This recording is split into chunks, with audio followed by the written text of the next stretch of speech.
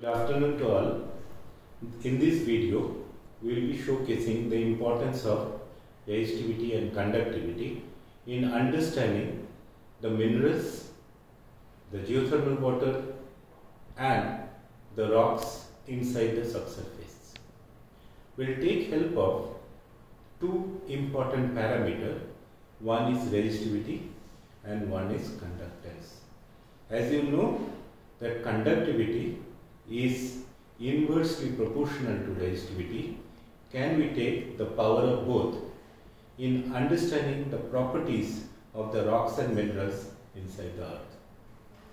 We have seen in our gravity and magnetic exploration that the response which is given by the subsurface features can be closely related to the shape of the body.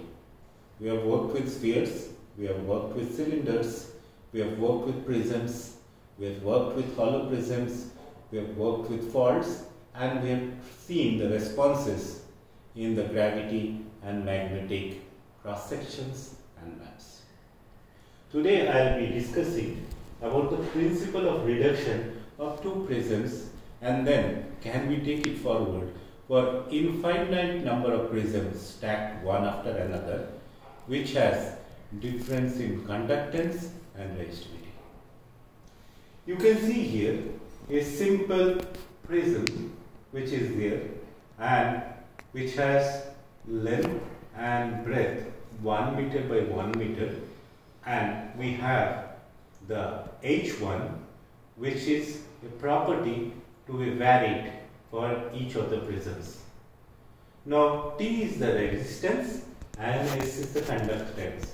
The resistance is perpendicular to the prism and S is from the direction which is from the west.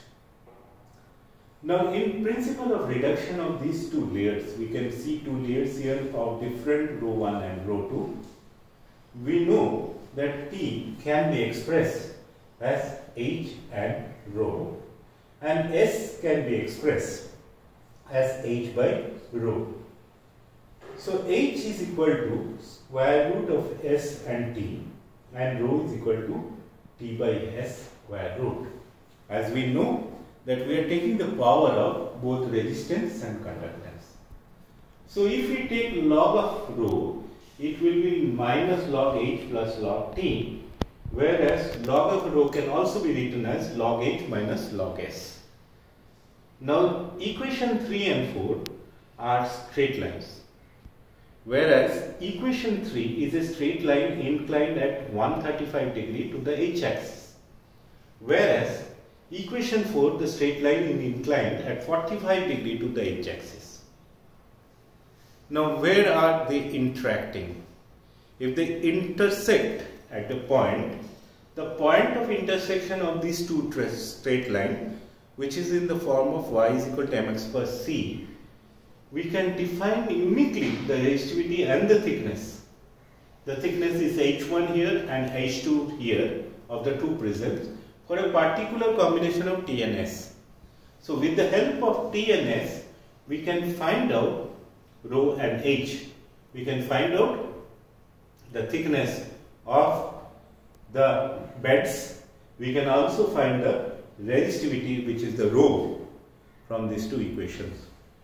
So if there are two layers only, it will be T equal to T1 plus T2, and S is equal to S1 plus S2.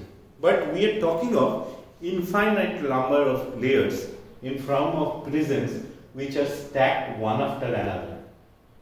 So T is equal to T1 plus T2 plus to Tn, which is a summation of rho and H, where I in the suffix can be from I is equal to 1 to n. So there can be n number of such prisms.